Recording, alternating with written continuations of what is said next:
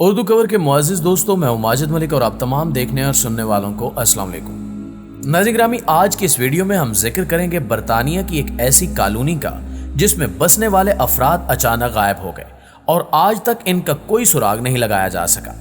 یہ عجیب واقعہ کب اور کیسے پیش آیا اور آج اس کالونی میں کون آباد ہے، یہ سب کچھ جاننے کے لیے اس قیمتی اور معلوماتی ویڈیو کو آخر تک ضرور دیکھیے گا۔ تو آئیے چل کر موضوع کا باقاعدہ آغاز کرتے ہیں۔ پیارے ساتھیوں، یہ 16ویں صدی عیسوی کے اواخر کی بات ہے جب برطانوی حکومت نے ایک ویران جزیرے کو آباد کرنے کا فیصلہ کیا۔ اس مقصد کے لیے 115 ٹرینڈ افراد کو اس جزیرے پر چھوڑنے کی تیاریاں شروع کی گئیں اور سال 1585 عیسوی میں جان وائٹ کی سربراہی میں یہ افراد اس جزیرے پر پہنچے۔ جان وائٹ کورانوک جزیرے کا گورنر تعینات کیا گیا۔ جان وائٹ اور اس کے ساتھیوں نے جس جزیرے کو اپنا مسکن بنایا وہ آج کل شمالی کیرولینا کے نام سے جانا جاتا ہے۔ جب یہ لوگ جزیرے پر پہنچے تو جان وائٹ کو اندازہ ہوا کہ یہاں ضروریات زندگی کی اشیاء نہ ہونے کے برابر ہیں۔ چونکہ وہ گورنر کے اعتبار سے تمام افراد کی ذمہ داری اپنے کاندھوں پر لے چکا تھا، یہی وجہ تھی کہ اس مسئلے کا حل سوچنے لگا۔ کئی دن کی سوچ بچار اور مشورے کے بعد اس نے فیصلہ کیا کہ وہ واپس برطانیہ جا کر ضروریات زندگی کی اشیاء سے بھرا ایک بحری جہاز لائے گا تاکہ اس جزیرے پر آباد کی جانے والی کالونی بہتر طریقے سے زندگی گزار سکے۔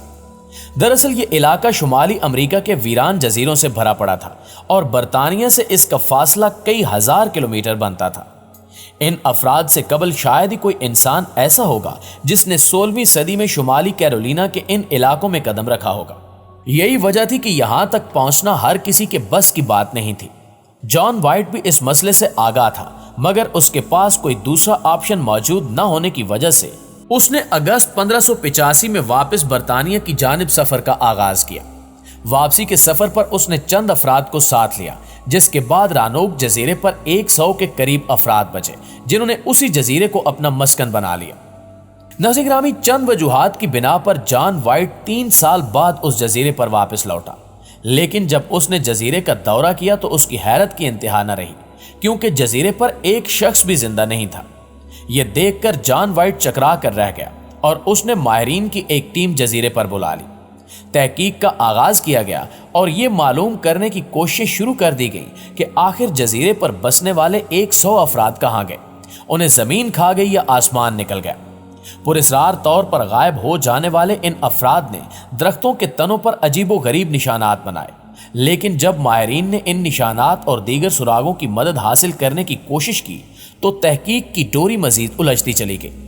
1590 تک رانوک کے گمشدہ افراد کی کھوج جاری رہی، مگر کچھ ہاتھ نہ آیا۔ ماہرین کو ملنے والے چند شواہد کی بنا پر یہ مفروضہ پیش کیا گیا کہ اس جزیرے پر چونکہ ضروریات زندگی کی اشیاء دستیاب نہیں تھیں، یہی وجہ ہے کہ یہ لوگ قریبی جزیروں پر ہجرت کر گئے۔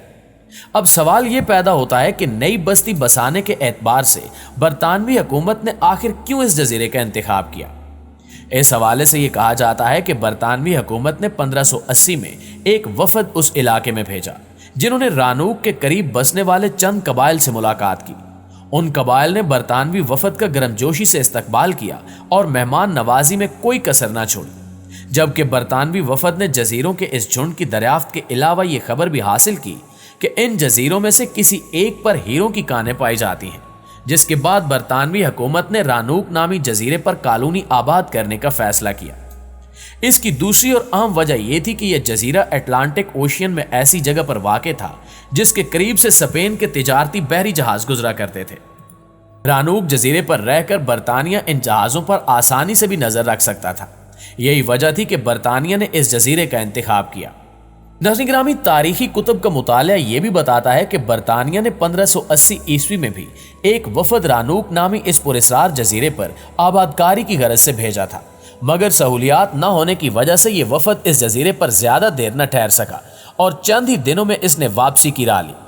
پھر 1585 میں ایک بار پھر سے برطانوی حکومت نے اسی منصوبے کو دہرانے کی کوشش کی، مگر افسوس کہ اس بار نتائج بہت ہی بھیانک برآمد ہوئے اور اس جزیرے پر اترنے والے مرد و خواتین گمشدہ کالونی کے باشندے کہلائے جانے لگے۔